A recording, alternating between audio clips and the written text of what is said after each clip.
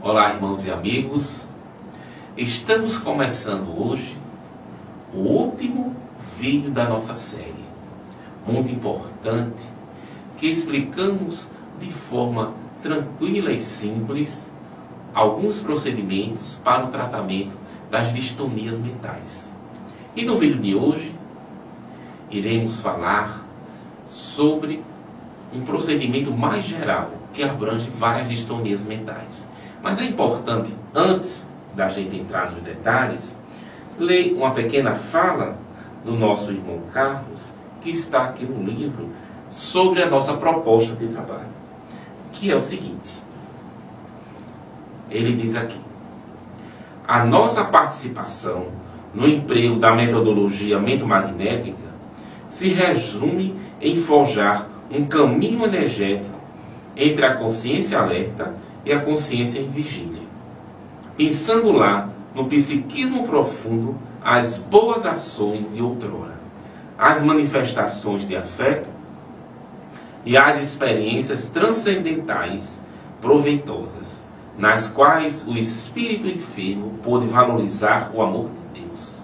Assim, propiciaremos ao indivíduo o retorno ao caminho da harmonia e da auto-iluminação pela vivência prática do amor.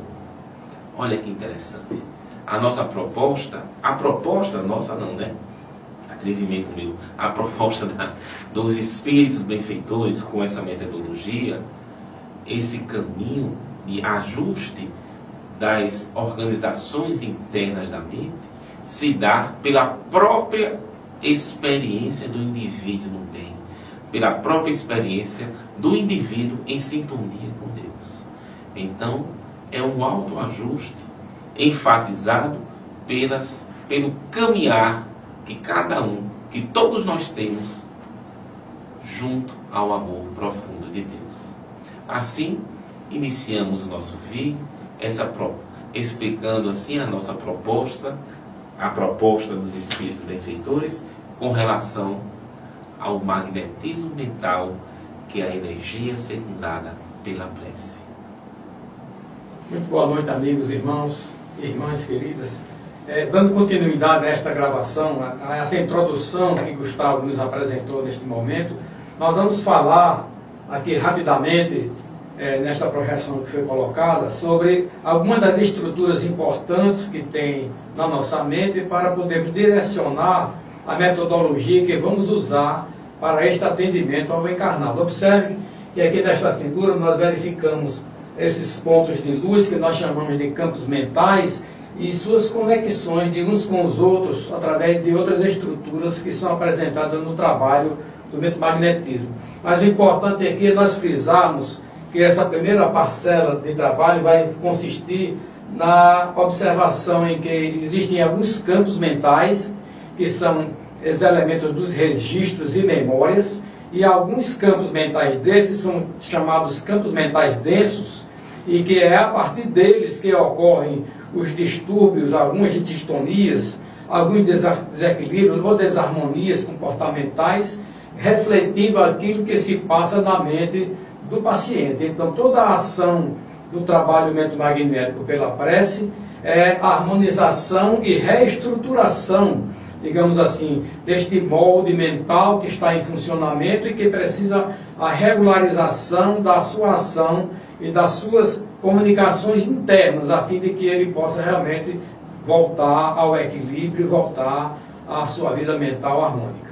Sebastião, e como seria a formação do campo mental denso? Ele é formado de quê?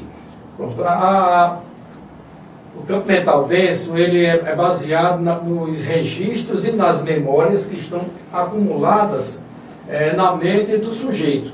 Então essas memórias vão sendo acumuladas a partir de elementos que se agregam formando estes campos. Essas informações sejam de registros puros e simples ou então de memória de vivências, de situações, de comportamentos que são gravados ao longo da história desse espírito e que encarnado ele ainda traz durante esse período de vivência no corpo físico, e que elementos de memórias passadas eclodem, digamos assim, ou emergem para o campo em vigília, e aí eles causam determinadas reverberações dos seus comportamentos, alterando o equilíbrio da sua vida comum.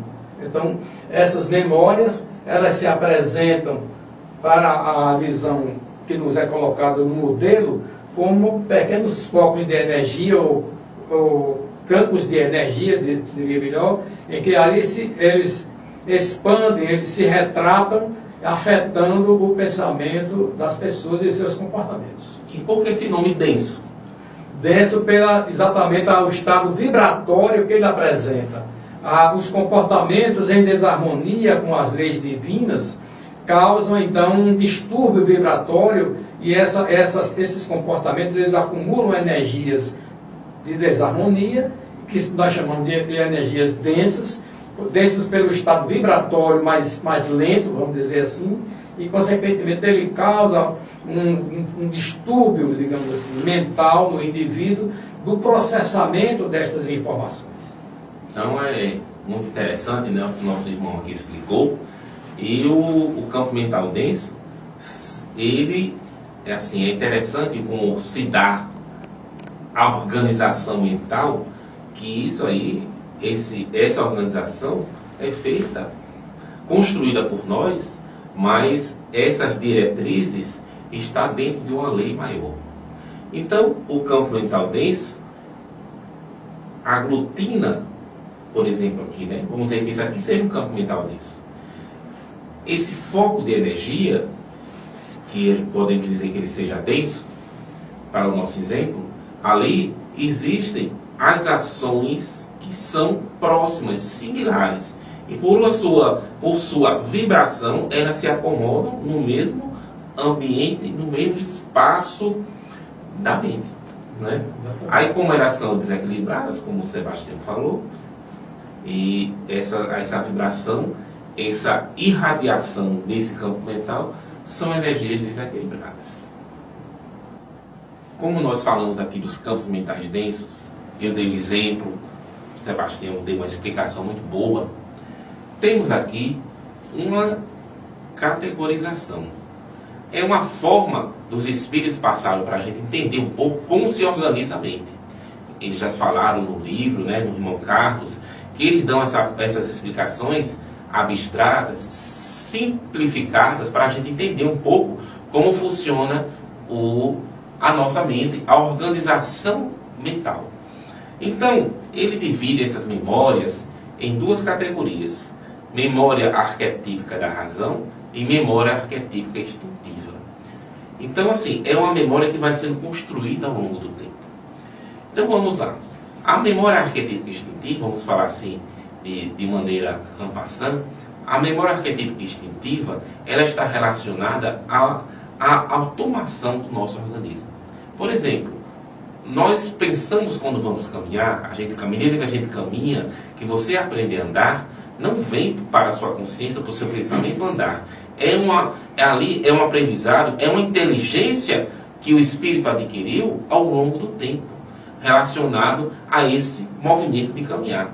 Então, essa estrutura neurológica do corpo humano, que está relacionada à digestão, por exemplo, ao batimento cardíaco, essa parte orgânica está relacionada à memória arquetípica instintiva, que é um aprendizado e é uma inteligência também.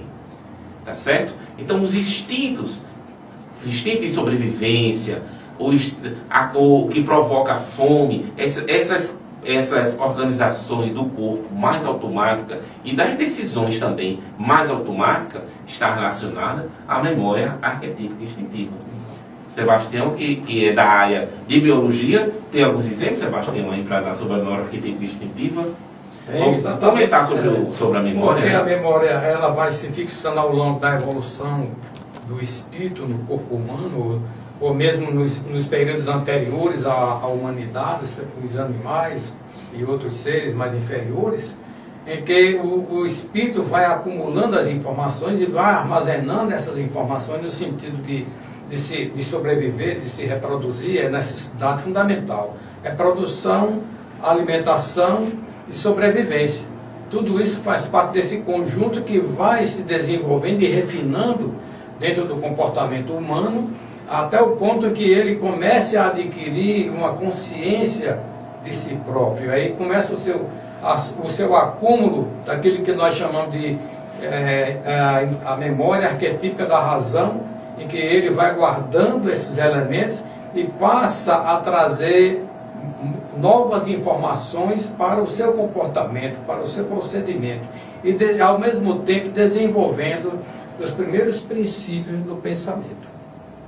E outra categoria oferecida de informações pelo Espírito Carlos, que está a primeira informação, né, está aqui, que eu falei das memórias, estão aqui no volume 2, tá certo? Memória arquetípica da razão instintiva. Estão aqui no volume 2. Então, a memória arquetípica da razão está relacionada ao momento que o espírito, na sua trajetória evolutiva, que isso vai acontecendo devagar. A gente não sabe qual foi, assim, num dia estava de um jeito e no outro dia se transformou em um ser humano. A gente sabe que não é assim. É um caminho e a gente não sabe exatamente como é essa subdivisão até chegar no momento do nosso pensamento contínuo, como nos fala André Luiz. E a memória arquetípica da razão está relacionada à racionalidade, às nossas decisões, às nossas ações que nós fazemos, de certa forma, consciente no sentido assim de saber que está fazendo. Então ela está intimamente relacionada ao nosso livre-arbítrio. Então as memórias que têm essas características vibrantes, ela se organiza nessa teia de comunicações que o irmão Carlos colocou como memória arquetípica da razão. Esse corpo de memórias, de estruturação, da organização da mente, que está relacionada à racionalidade e ao nosso livre-arbítrio. E o nosso irmão aqui, Sebastião, aí deu a sua contribuição, uns exemplos sobre essa nossa memória.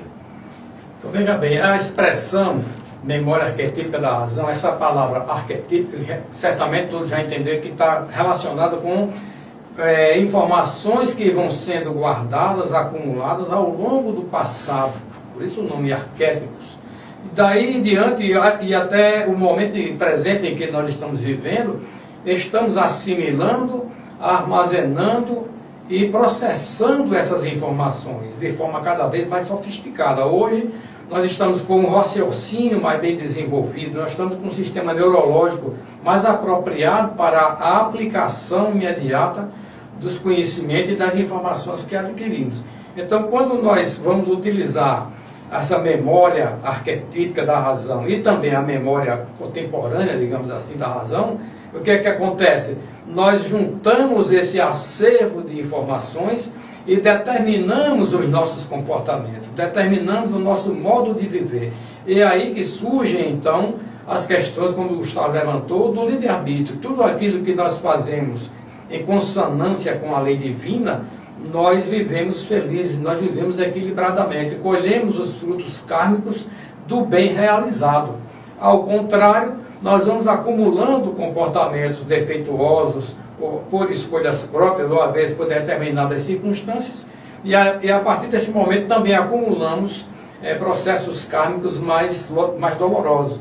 É por isso que é necessário essa vivência encarnatória, a fim de que todo esse acervo informacional e que o espírito vai adquirindo cada vez mais em inteligência, raciocínio e lucidez, ele vai vencendo essas etapas evolutivas. Hoje, nós estamos com a condição mental mais desenvolvida. Não obstante tudo isso, nós vamos verificar que os distúrbios de comportamento, os processos mentais desarmônicos, são a resultante deste processo interno. Daí, a utilidade desta metodologia do mentomagnetismo pela prece para auxiliar na reestruturação, para auxiliar na recomposição desses campos mentais e da reorganização também dessas memórias. Elas vão ser utilizadas sempre para que o indivíduo amadureça, para que o indivíduo possa seguir um caminho mais equilibrado e que ele possa realmente também ser feliz.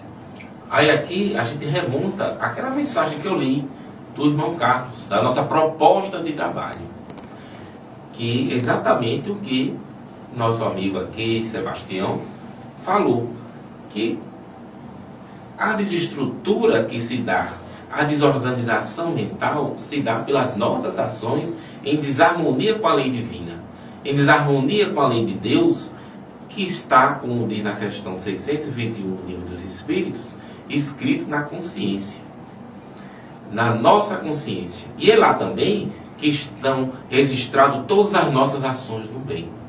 Então, quando nós agimos contra a lei de Deus, contra também, às vezes, o nosso próprio aprendizado no bem, porque a gente aprende a fazer, sabe que é bom, sabe que o caminho é esse, mas, às vezes, decidimos por outras experiências que nós tivemos e sabemos que é errado, porque vem o remorso, que é justamente lá no campo consciência alerta, que dá esse alerta para o remorso. Mas voltando, essa desestrutura se dá por nossas ações, como falamos, que ficam nos campos mentais densos.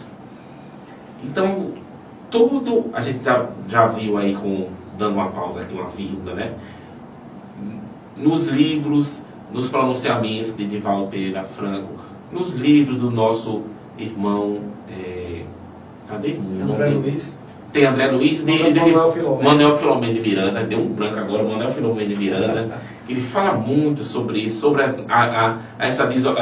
tem vários livros que ele fala sobre transtornos psiquiátricos, e esses transtornos acontecem em relação à nossa ação, às nossas ações.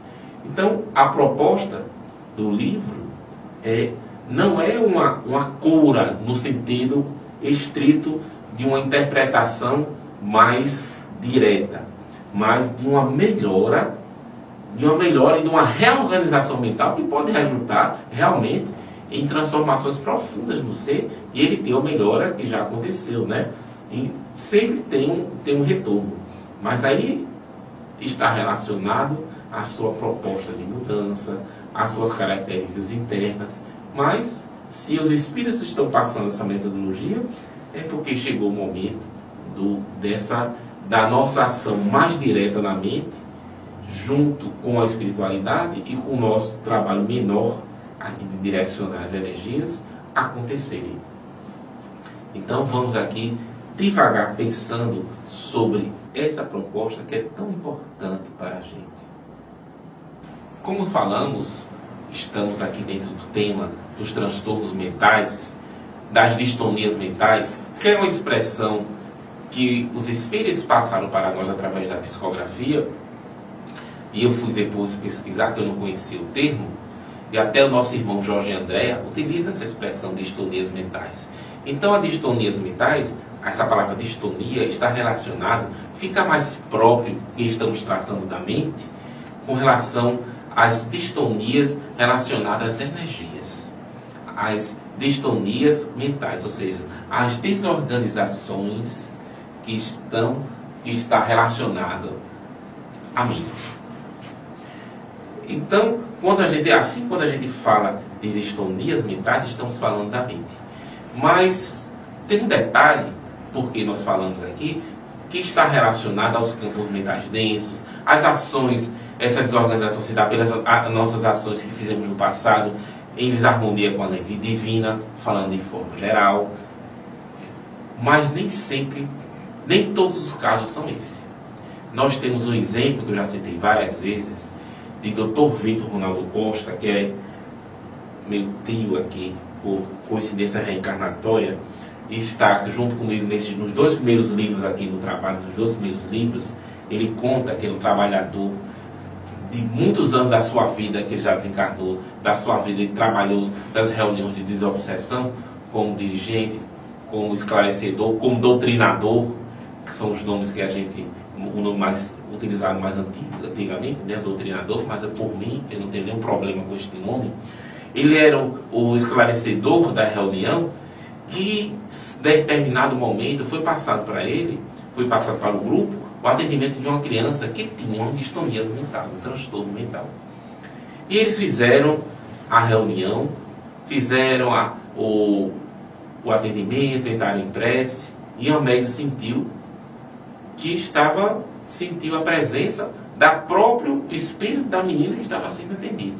Ela estava encarnada, certamente dormindo, é claro, né? Então era de noite a reunião e Amédio deu a comunicação psicofônica e, para a surpresa de todos, era um espírito muito lúcido, muito esclarecido e com uma certa evolução moral, que não apresentava nenhum traço de transtorno nem de distonia mental. E ela explicou para o grupo que tinha vindo com esse transtorno, com essa alteração na sua cognição, na sua forma de interagir socialmente, para sensibilizar o coração da mãe dela, que ela é um espírito que amava muito, e que o caminho que eles achavam que os espíritos e ela encontrou para sensibilizar, ela vinha com esse transtorno mental no seio da família. Então é um exemplo que não é a regra, é mais uma exceção, né? Mas a gente não sabe de nada da vida de ninguém. A gente, quando olhar alguém com um transtorno mental, ninguém tem o direito moral de acusar, nem de se sentir superior. Por isso que estamos aqui nesse trabalho tão importante. E o caminho que nós utilizamos, voltando para aquela fala da proposta do trabalho, é do magnetismo mental secundado pela prece. Essa expressão, né? Prece e magnetismo mental.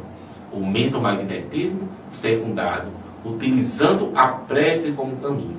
Porque tem alguns estudiosos que têm uma concepção do magnetismo sem utilizar a prece como fosse a própria energia do corpo. E aqui vai do próprio corpo da pessoa, né, do encarnado. E o nosso irmão aqui, Sebastião, vai dar uma explicação, uma fala aí sobre isso, né, Sebastião? De fato, isso aconteceu já no começo do desenvolvimento do magnetismo por Mesmer e seus seguidores daquela época, e chegou na época de Allan Kardec, onde ele também conhecia essa parte do magnetismo, através do passe, através de imposição das mãos, e outras ações que eram realizadas pelos grandes magnetizadores. E nós chegamos em algum momento dentro do estudo do magnetismo, na doutrina espírita, em que os espíritos começaram a enfatizar o efeito da prece como o magnetismo espiritual. Então o espírito tinha seu próprio magnetismo e através da prece ele conseguia amplificar e potencializado com o amparo dos benfeitores. Essa prece ela atingia níveis mais avançados de ação mental. Por isso que foi instituído que esse magnetismo que nós utilizamos, que faz parte também do nosso próprio magnetismo, mas também o magnetismo em que, quando nós acionamos a oração mental ou a prece falada, também faz um efeito importante, a nossa mente ela jorra esta energia, ela expande esta energia mental, caracterizada pelas informações, pelos sentimentos e tudo aquilo que nós introduzimos dentro da energia mental para o amparo àquela pessoa que é o alvo e o objeto de nossas ações. Evidentemente que quando o indivíduo vai trabalhar com o magnetismo puramente como o fluido vital, a energia vital, tem também a sua potencialização. O caráter do magnetizador vai auxiliar naquela ação. Mas quando nós fazemos a prece, nós entramos num outro patamar de contato com o mundo espiritual superior e, consequentemente, toda a ação mental que é realizada vai atingir também a parte espiritual do paciente, daquela pessoa que está com um distúrbio qualquer, e ele é auxiliado, ele é fortalecido. Então, por isso, quando nós utilizamos a expressão mentomagnetismo secundado pela prece, é porque nós sabemos que é a prece quem dá a tonalidade da vibração mais elevada do nosso magnetismo em auxílio ao nosso irmão. O nosso irmão, essa ideia do magnetismo secundado pela prece, nós citamos o exemplo lá no vídeo 2, daquela mocinha que ficou com um transtorno mental, não vamos entrar assim em muito detalhe, e com um processo obsessivo ao mesmo tempo, em virtude de uma ideia fixa. E o grupo de Allan Kardec, lá na Sociedade Parisiense de Estudos Espíritas, o grupo reunido lá, que podemos dizer que era um grupo de desobsessão, que eles não utilizavam essa expressão médica, né, Sebastião? Mas o Espírito deu a orientação para o grupo se reunir e fazer preces diárias pelo paciente, porque ela estava com um processo de desenvolvimento de um transtorno mental através de uma ideia fixa, e em virtude desse desequilíbrio interno da mente, os espíritos obsessores a influenciaram. E eu estou citando esse exemplo todinho para citar a frase de Allan Kardec. Ele diz no final, o que não seria, ele utiliza a expressão magnetismo mental, né? E lá no final ele diz, o que não seria depois de explicar o procedimento, que a moça ficou, nem sabia que estava sendo atendida nem ajudada, e ficou bem, voltou ao seu equilíbrio. Aí ele comenta que não seria do magnetismo utilizado com a prece, algo assim que ele fala, né? Secundado pela prece. Como a prece é importante para essa interação que a gente tem com o mundo espiritual. Nós damos o nosso melhor e também os espíritos também, né? Então a gente vai entrar aqui no procedimento. Estamos no nosso último vídeo e vamos explicar o procedimento das diastonias mentais, e que podem perceber que sempre tem várias preces nos procedimentos, porque é o caminho. O detalhe é que a gente diz assim, ó, direcione para determinada área mental, para o campo consciência alerta, né? Os procedimentos, eles dizem para o grupo um caminho energético. Esse caminho energético é que o doutrinador, estou apontando para Sebastião, porque ele é o nosso doutrinador, o nosso dirigente da reunião do nosso grupo é Sebastião. Então, ele que direciona mentalmente. E quando nós temos a informação, o conhecimento que existe essa área mental, quando a gente pensa, vai diretamente para essa área mental. Junto, é claro que a espiritualidade amiga faz e ajuda e ajusta esse caminho para atingir o alvo. Não é assim? Quando a gente pensa, nós interferimos no universo. Nós interferimos em tudo que está à nossa volta. E as experiências que nós temos, que está aqui, ó, na nossa mente, toda a nossa experiência é que forma o nosso pensamento. Quem disse isso está lá, eu já disse no vídeo anterior, no livro, toda vez eu esqueço o nome do livro, Sebastião me disse, o livro de Emmanuel, que ele fala sobre... Pensamento em Vida. Não, que ele fala sobre o livro dos médios. Seara dos Médios.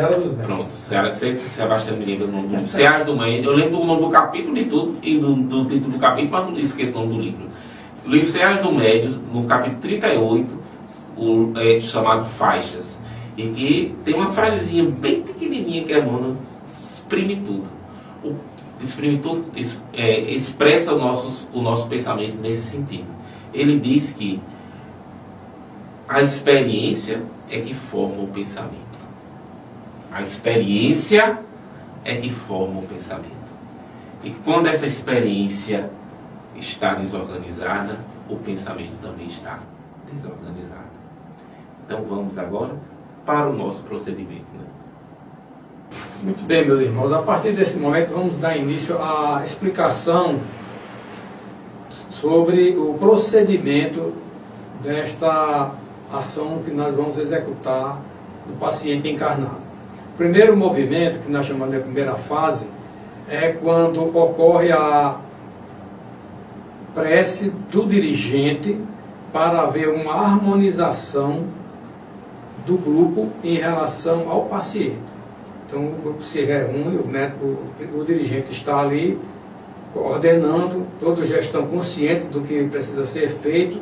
Então esta prece que vai ser realizada é para que o grupo se harmonize perfeitamente e comece a se conectar espiritualmente com o paciente. Assim é a primeira fase deste procedimento. Isso, muito importante, né, Sebastião, essa primeira fase do procedimento. E a parte seguinte, o grupo, né, vai ser, o dirigente vai escolher alguém, né? Um dos componentes do grupo. Todos nós somos médios, pode-se utilizar até a palavra médio na concepção de que todos nós somos médios. Eu estou falando isso porque qualquer pessoa pode fazer esta ligação, que é o próximo passo que o Sebastião vai explicar, da ligação de um componente do grupo com o paciente. Né, Sebastião? Muito bem, Gustavo. Então, neste outro movimento que nós chamamos de fase 2, que é um pouco mais prolongada, o dirigente vai escolher 2 médiums, um participante e um médium, para a ação que será realizada a seguir. O primeiro médium vai servir de ponte ou de ligação com o paciente.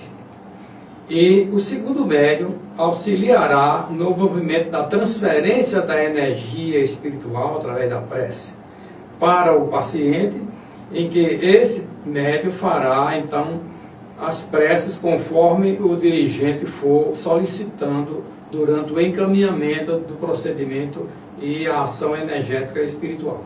Este é, digamos assim, a primeira fase, ou melhor, desculpa, a segunda fase do trabalho, que é o primeiro movimento dessa segunda fase. Que é exatamente a escolha dos... Ele fala médios, mas no sentido assim, da concepção geral, né? De qualquer participante pode ser, mesmo que ele não tenha uma indemnidade ostensiva, pode fazer essa conexão com o paciente. Então, o dirigente vai fazer a conexão com o paciente. Você está falando só escolher ou já fez a conexão? Não fez a conexão, vai escolher. Escolheu, né? Escolheu só o médium que vai fazer a conexão e o médium que vai fazer, que a gente vai ver ao longo da explicação, as preces, né? Isso. As preces dos procedimentos. Muito bem. Realizada esta primeira etapa, agora o dirigente fará uma prece na qual ele fará a conexão do médium com o paciente, aquele médium que foi escolhido para a ligação mental com o paciente. É nesse instante, então, que o seu campo mental começa a receber a energia da ligação mental. Tem um detalhe nessa ligação, né, Sebastião? Sim. Que vale reforçar, falamos em vídeos anteriores, que essa ligação que se dá do paciente encarnado com o componente do grupo, não existe uma interferência dos pensamentos, da estrutura vibrátil específica do componente do grupo com o paciente. Não existe essa mistura. Então vou revisar aqui rapidamente o que ele falou, né? É como um caminho, eu falei, né? Como um leito do rio que dá o caminho para o fluxo da água. Então os benfeitores explicam que é como um molde mental. Eles vão usar esse molde para reestruturar o quê? Os caminhos, vou até colocar aqui, ó, vou voltar aqui a imagem, para reestruturar os caminhos energéticos da comunicação interna da mente. Então eles utilizam a estrutura básica da mente do componente do grupo para ajudar a reestruturar e organizar essa desorganização do paciente que está com distonia mental. Essa é a premissa inicial, né? É o gatilho dessa segunda fase, essa ligação, e depois serão as segundas fases, né, Sebastião? As próximas fases. Então estamos falando assim gradativamente, não é? Para ficar bem devagar, para ficar bem claro. Então, já feita essa conexão do médium escolhido com o paciente, a próxima etapa, né? A próxima etapa vai ser o dirigente, né, Sebastião? Exatamente. Então, o dirigente vai solicitar ao participante fazer uma prece para auxiliar nesse caminho energético para o paciente, para a conexão com o campo mental denso, que a partir daí vai receber já o auxílio da equipe espiritual neste local, neste campo mental, onde ele receberá assim a reorganização e reestruturação de suas conexões com outros campos, para poder restabelecer o equilíbrio. Olha como é importante. Porque como esse aqui é um procedimento geral, o campo mental denso está relacionado às distonias ou à distonia e às comorbidades, que às vezes tem mais umas relações de desequilíbrio de distonias na individualidade de cada caso. Então, o campo mental denso, que vai ser atingido por essas energias para procurar harmonizar, está relacionado ao desequilíbrio individual do paciente. Tá certo? É nesse momento, né, Sebastião, dessa ligação que tem a especificidade. Quem que coordena isso? Os benfeitores espirituais, é claro. Ele sabe onde está na área mental estas desorganizações dos caminhos das comunicações internas da mente, ocasionado por campos mentais densos. Exato. Então, a partir desse momento que já foi feita essa ação no campo mental denso, novamente o dirigente solicita ao participante do grupo fazer uma outra prece, para que propicie a conexão agora com o campo consciência alerta. Essa ação é sumamente importante, porque é a partir do campo consciência alerta que vai ser, digamos assim, dinamizada, vai ser expandida a energia mais pura, mais relacionada com a divindade, e que vai auxiliar o paciente na sua reorganização. E para isso, então, os benfeitores atuam diretamente neste campo, através do caminho gerado por esta prece, que é realizada com esta finalidade. E o campo consciência alerta, nós explicamos no vídeo 1, foi, Sebastião, no vídeo 2, demos assim, como um aglomerado, está no vídeo 1 e no vídeo 2, que vamos utilizar essas expressões, campo consciência alerta e aglomerado, estão nos dois primeiros vídeos. Então, quem quiser entrar em detalhes sobre esses assuntos, explicamos melhor nos vídeos anteriores. E vamos para a outra etapa, né? Nessa terceira etapa, então, é que também, novamente, o dirigente solicita ao médium, número 2, que nós chamamos assim, ou o participante número 2, para fazer também mais uma prece, em que a energia dessa prece vai ser direcionada por este mesmo caminho da conexão mental para o paciente, e vai chegar na região denominada de aglomerado, que é este campo difuso de informações que está na mente do paciente. Eu digo a palavra difuso, mas não é boa expressão. Naquele modelo que nós apresentamos no vídeo anterior, mostra mais ou menos uma ideia de como é esse aglomerado, e que recebe esses impulsos energéticos da prece, modificando todo o quadro mental, através também da vibração que ocorreu no campo consciência alerta, alterando o panorama do psiquismo de uma forma geral do paciente. E isso é um trabalho que precisa também ser depois, posteriormente, verificado, repetido, para que o tratamento tenha continuidade na recuperação ou na harmonização do paciente. Com aglomerado, né? E partimos depois dessa vibração e dessa prece, proferida pelo médium, pelo integrante do grupo, que pode ser qualquer um, né? Que o dirigente escolha no dia, e para a finalização, né? Exatamente. Então, observe que em cada um desses momentos em que a prece é feita e esses setores da mente são ativados ou são atendidos por essa energia da prece, cada um tem um tempo de alguns instantes, que muitas vezes o Espírito fala que o tempo de um passe que você está aplicando, para que a energia possa ser introjetada, ser integrada e atuar diretamente naquele setor. E a partir deste momento ele vai fazer, o dirigente vai encerrar a conexão, vai falar para o médium que está conectado o seu desligamento mental do paciente, como também todo o grupo, e a partir daí ele faz o fechamento dessa ação, faz o encerramento desta ação, também com uma prece de agradecimento a Deus e agradecimento também à equipe espiritual pelo auxílio que foi dado a todo o grupo e também particularmente ao paciente. nós todos aqui encerramos essa série de vídeos, né, Sebastião? Felizes, muito felizes. O nosso operador de câmera, tá?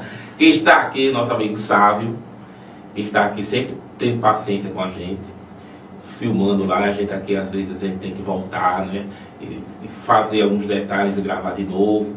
Mas estamos aqui, juntos, e assim, muito felizes de ter feito essa série de vídeos. E quem chegou aqui nesse último vídeo e não viu os anteriores, é bom assistir todos os 5 vídeos, são uma série de 5 vídeos, né?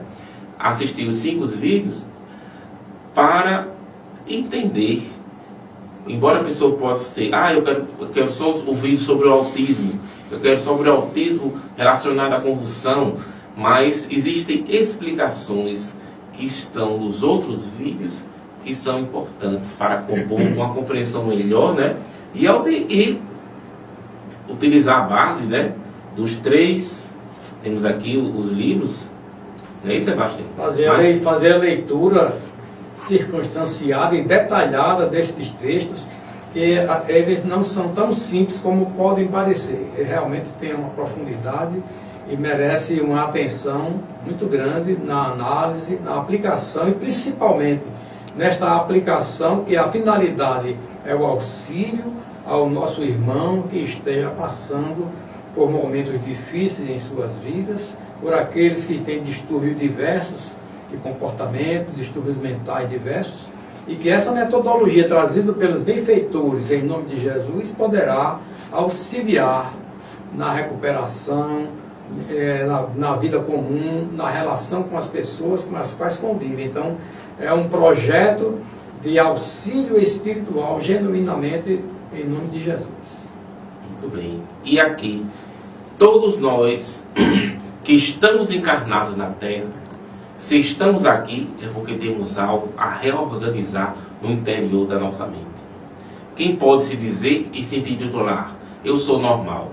Nós somos normal dentro de uma certa estrutura de ação e de relação, de inter-relação, que compreendemos agora.